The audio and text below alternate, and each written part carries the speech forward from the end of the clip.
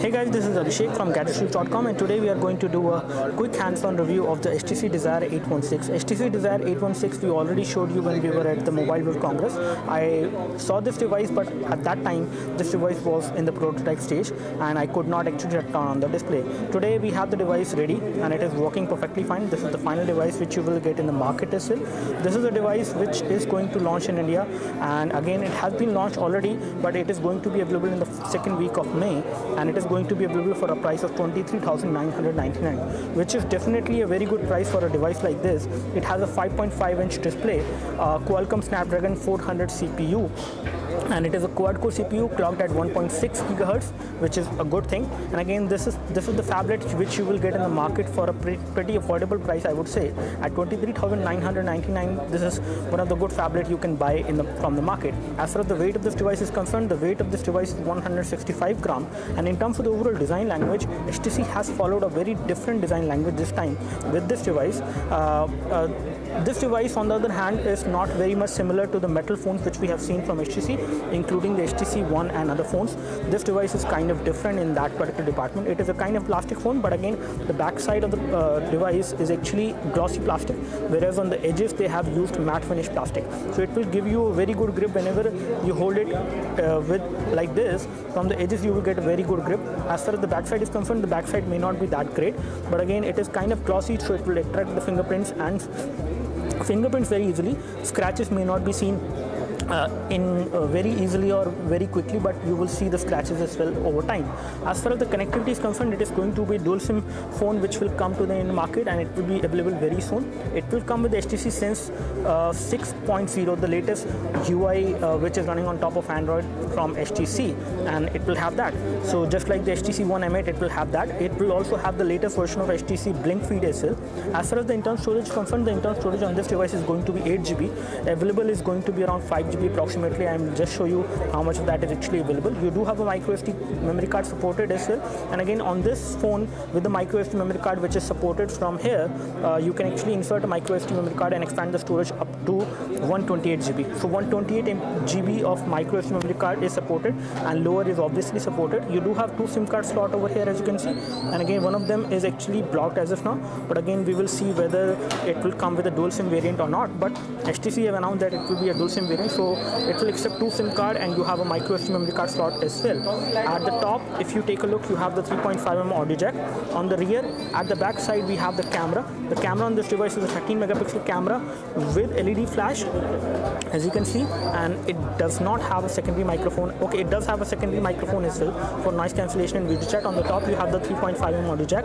At the bottom, you have the micro USB port for data syncing and charging, and again the back cover on this device cannot be removed. That means the battery cannot come out.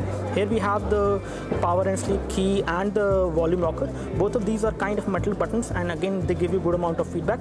On the front, if we take a look, the front is a 5 megapixel camera, and it has a BSI sensor as well, and it can record high definition video from the front camera as well, which is a 5 megapixel camera. As far as the rear camera is concerned, the rear camera is a 13 megapixel camera. It can also record high definition video at 1080p as well as at 720p, and it does have a BSI sensor as well for better low light photos.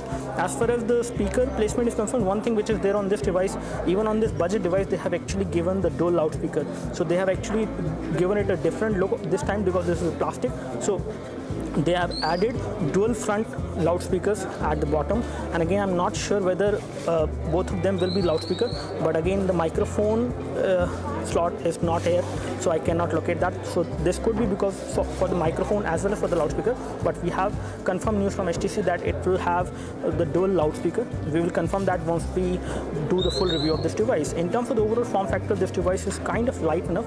It is only 165 gram, which is again not too heavy, and you can easily hold this phone in one hand. However, this device is kind of big in size, so it will be difficult at times especially for you to actually hold it in one hand. But the thickness of the device is very good. Thickness is around 7.9 millimeter, which actually makes this device really thin to hold in one hand. The display is a 720p display, and it is having the Snapdragon 400 CPU, 1.6 GHz quad-core CPU it has. This is how the UI look like. The UI is very much responsive and fast enough. There is no lag of any kind which I could notice. It is running the custom UI, HTC Sense UI, the latest version of it. Let me just go into settings and show you the version of Android which will come preloaded on this device. So as far as HTC is concerned, they have actually hidden the version of Android on this device, but let me just go into software version. Okay, it is displayed. So it will come with Android 4.4, KitKat 4.4.2 is the version of Android which will come preloaded on this device, which is definitely a very good thing. As far as KitKat is concerned, there are very few tablets which actually run KitKat as of now in this price segment. So you will get KitKat on this device, which is good. As far as apps are concerned, you have around 1.5 GB of RAM, and if we take a look over the current scenario as of now, these are the current running processes, and let me just show you the current status of the RAM. So as of now, around 746 MB of RAM is being used, and out of 1.3 GB which is available, and rest of it is free. So approximately you can say 800 MB of RAM is free, which is good enough, and the device is responsive. There is no problem with the device. As far as storage is concerned, let me just show you the storage as well. So on the storage department, it has 8 GB internal storage, out of which around 4.98 GB is being used. The rest of it is free. So you have around available storage of approximately 3.02 GB available on this device. When there are no applications installed, all the pre-installed applications are there. As far as sound settings are concerned, you do have sound settings for the volume. Different thing, you can flip to mute as well. You can flip the device like this on a table, and you can mute this phone. You can also quiet the ring on the pickup. You can do that. You do have do not disturb mode also supported on this device, as you can see. So all these options are supported within the sound settings. And when it comes to boom sound, you also have boom sound, which can be turned off using the internal speakers. So again, you can actually use the boom sound all the time. So this indicates that the front vents over here are actually for the dual loudspeaker, which is definitely a good thing, and you will get pretty good loud quality of sound from this device, and the price is also pretty good. As far as display is concerned, the display is this. Display settings are like this, as you can see. And again, when it comes to brightness, you do have support for automatic brightness on this device because of the as of now I cannot control the brightness, maybe because of the battery and everything. Right now the phone is in airplane mode. So take a look over the media gestures. You do have 3-finger output gestures also, which are supported on this device. We will take a deeper look once we do the full review of this device. Apart from this, we have the option for creating a portable Wi-Fi hotspot as well. So you do have support for tethering as well on this device. You can create a portable Wi-Fi hotspot. You have support for USB tethering. Bluetooth tethering is also supported, and then you have other settings like VPN and other things. However, you do not have NFC supported on this device. As far as power options are concerned, you do have a power saver option as well on this device, and an extreme power saving mode as well. Under the extreme power saving mode, it will actually consume the battery to limit the functionality of the device, whereas the power saving mode will actually give you much more battery backup by decreasing the brightness of the display and other things which you can do. You do have a sleep mode as well, which will turn off the data connection for long periods of inactivity. So you have that. You have fast boot option also enabled, so you can start up and shut down quickly if you have this option enabled. And all these options are going to save a lot of battery on your HTC Desire 816. HTC Desire 816 seems like a pretty good device. However, this device is kind of plastic, but again, it looks really good in terms of the overall form factor. It is slightly big to hold in one hand, but on the other hand, it is light enough as well. And when it comes to the capacitive button, the capacitive buttons are actually within the display, so they will take some part of the screen resolution, not complete screen resolution you will get. So you will not get the 720p resolution completely in all the application, because touch capacitive buttons are actually within the display. They do have an HTC branding over here, which seems to be useless, because otherwise they would have actually put the touch capacitive button within the body or over here actually.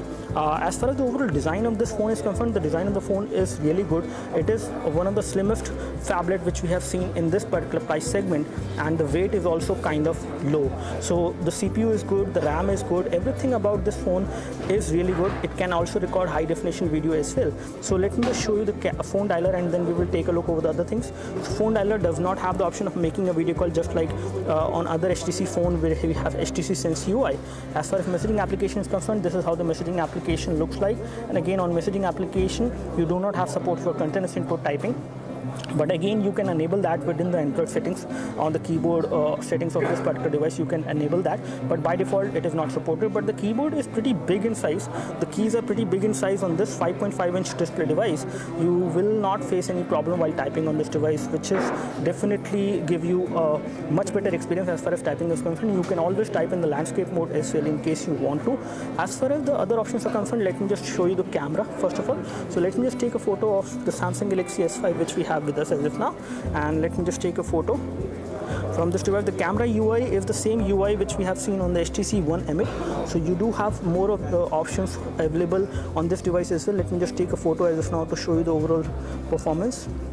So I've just taken a photo. This device has a 13 megapixel camera at the back which does support autofocus, and the kind of quality it gives you, especially in this low light scenario, is pretty good, I would say. The kind of details it has is really good from the camera once we have taken this photo, and also the kind of colors it has reproduced for this object, it is kind of similar, not very different. So the camera seems to be pretty good. Let me just go back and show you the camera interface. So here we have the camera interface. You can turn on and turn off the flash. Let me just show you the settings. So you have the settings over here for the camera, ISO, auto, white balance you can control, and you can go to the deeper settings over here.